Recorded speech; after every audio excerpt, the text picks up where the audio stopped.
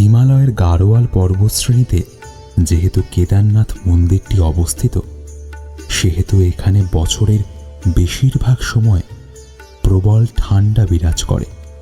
নভেম্বরের শুরু অর্থাৎ কার্তিক পূর্ণিমা থেকে এপ্রিল মাসের শেষে অর্থাৎ অক্ষয় তৃতীয়ার আগে অবধি কেদারনাথ মন্দির বন্ধ থাকে। অর্থাৎ শীতকালের এই 6 মাস কেদারনাথ মন্দির বন্ধ হয়ে যায় প্রবল ঠান্ডার জন্য। এই সময় মন্দিরে যাওয়ার পথ বরফে ঢাকা পড়ে যায়। মন্দিরে অবস্থিত দেবদেবীদের এই সময় উখি মঠে নামিয়ে নিয়ে যাওয়া হয়। শীতের 6 মাস কেদারনাথ পূজিত হন উখি মঠে।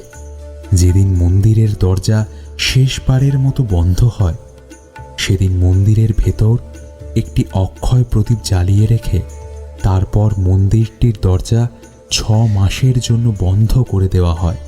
কিন্তু যখন মন্দিরটি 6 মাস পরে আবার খোলা হয়, তখন দেখা যায় যে মন্দিরটিতে জ্বালিয়ে রাখা অক্ষয় প্রদীপ তখন অবধি জ্বলছে। এই বন্ধ মন্দিরে টানা 6 মাস প্রদীপ প্রজ্বলিত থাকার ঘটনাটা সত্যিই রহস্যময়। আর এই রহস্য শুনতে গেলে পুরো পর্বটা মন দিয়ে শুনতে হবে। কেদারনাথ মন্দির হল ভগবান শিবের একটি পবিত্র ধাম। এই কেদারনাথের কথা মহাভারতে এবং স্কন্দ পুরাণে উল্লেখ করা আছে। এই কেদারনাথ মন্দিরের কোনায় কোনায় লুকিয়ে রয়েছে অনেক দৈবিক রহস্য।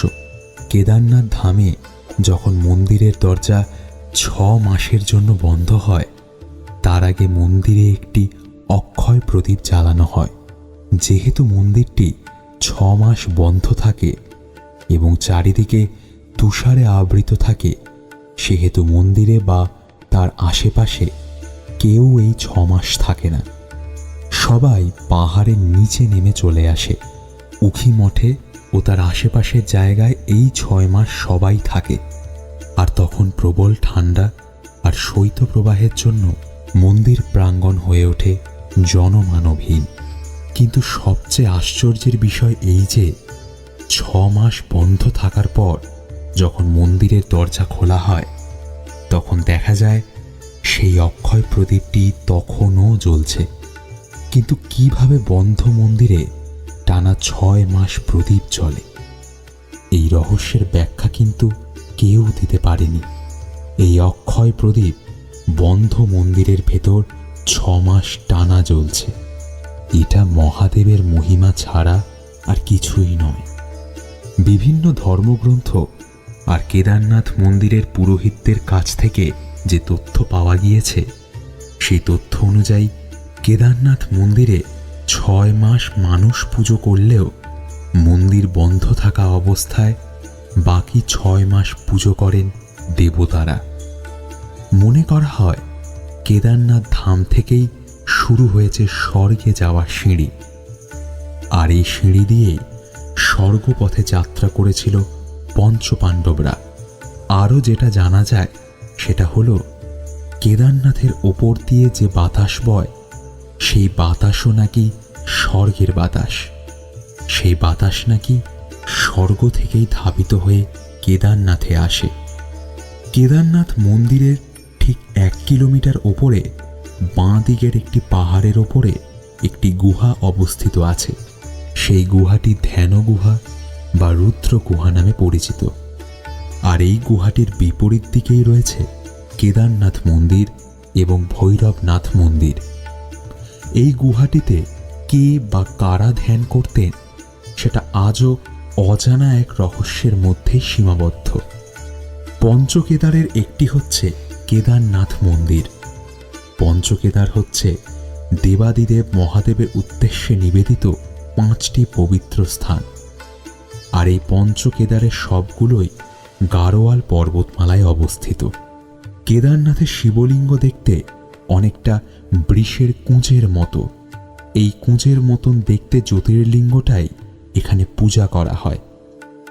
প্রদীপ প্রজ্বলিত হওয়া ছাড়াও কেদারনাথ ঘিরে আরও রহস্য দানা বেঁধে আছে। আমরা জানি কেদারনাথে ধুমধাম করে মহাদেবের পুজো হয় এবং এই সময় কেদারনাথে উপস্থিত হন প্রচুর তীর্থযাত্রী। কিন্তু এই রকম জমজমাট কেদারনাথ মন্দির নাকি 400 বছর বরফের নিচে চাপা পড়া অবস্থায় পড়েছিল। 13 শতক থেকে 17 শতক, এই 400 বছর কেদারনাথ মন্দির বরফের তলায় চাপা পড়েছিল। কিন্তু অবাক করার মতন রহস্যময় বিষয় হচ্ছে, 400 বছর পর বরফের তলা থেকে যখন এই মন্দিরটি বেরোয়, তখন মন্দিরটি একদম ঠিক ছিল। বরফের নিচে চাপা অবস্থায় থেকেও কেদারনাথ মন্দিরের কোনো ক্ষতি হয়নি।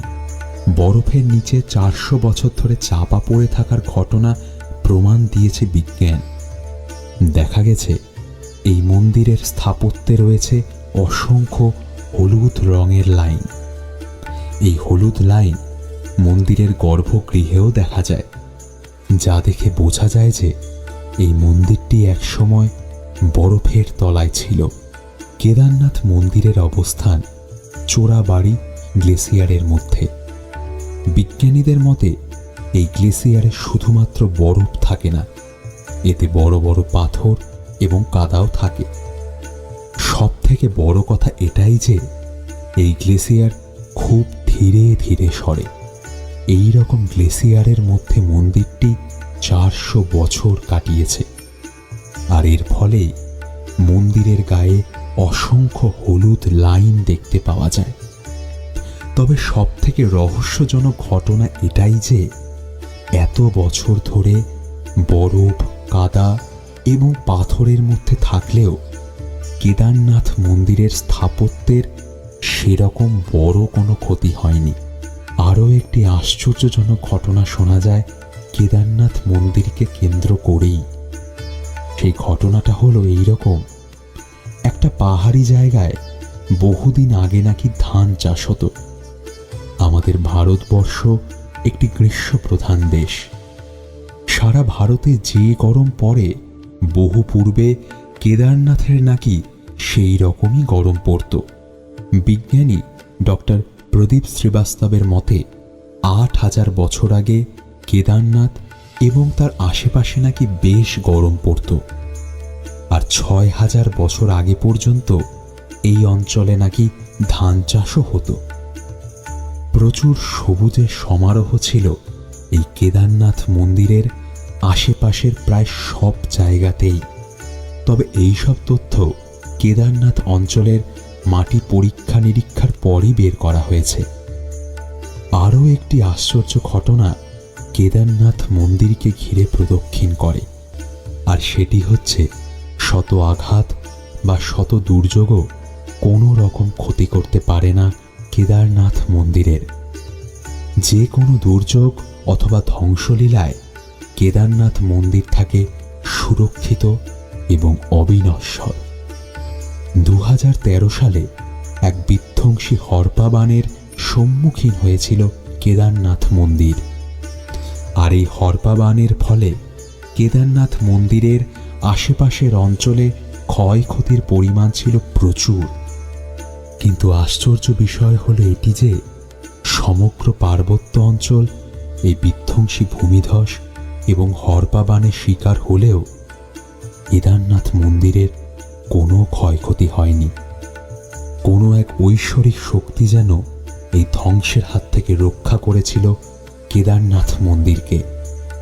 সে বিধ্বংসী প্রাকৃতিক দুর্যোগের দিন পাহাড়ের ওপর থেকে গড়িয়ে আসা একটি বিশালাকার পাথর কেদারনাথ মন্দিরের পেছনে এসে আটকে যায়, আর এই বিশালাকার পাথরটির জন্যই ওপর থেকে ধেয়ে আসা জলের প্রবল স্রোত, অর্থাৎ যে স্রোতটি সবকিছু ধ্বংস করতে করতে সামনের দিকে এগিয়ে আসছিল, সেই জলস্রোতটি তার গতিপথ পরিবর্তন করতে বাধ্য হয়েছিল, আর কেদারনাথ মন্দির বেঁচে গিয়েছিল ধ্বংসের হাত থেকে। যে পাথরটি সেদিন কেদারনাথ মন্দিরকে রক্ষা করেছিল, সেই পাথরটিকে ভীম শিলারূপে আজও পুজো করা হয়। মনে করা হয় এই ভীম শিলাটি স্বয়ং ঈশ্বর পাঠিয়েছিলেন কেদারনাথ মন্দিরকে রক্ষা করার উদ্দেশ্যে। কারণ সেই দিন জলের স্রোতের সঙ্গে গড়িয়ে আসলেও ঠিক মন্দির থেকে কয়েক মিটার দূরে আটকে গিয়েছিল সেই বিশাল পাথরখণ্ড তথা ভীমশিলা। পাথরটি মন্দিরকে ধাক্কা মারেনি।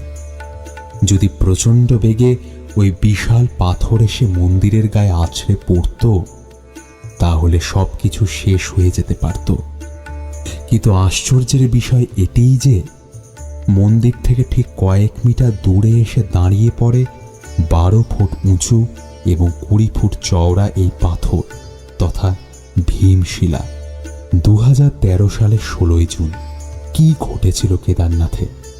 কিভাবে ধ্বংসের হাত থেকে বেঁচেছিল কেদারনাথ মন্দির? শুনব পরের পর্বে।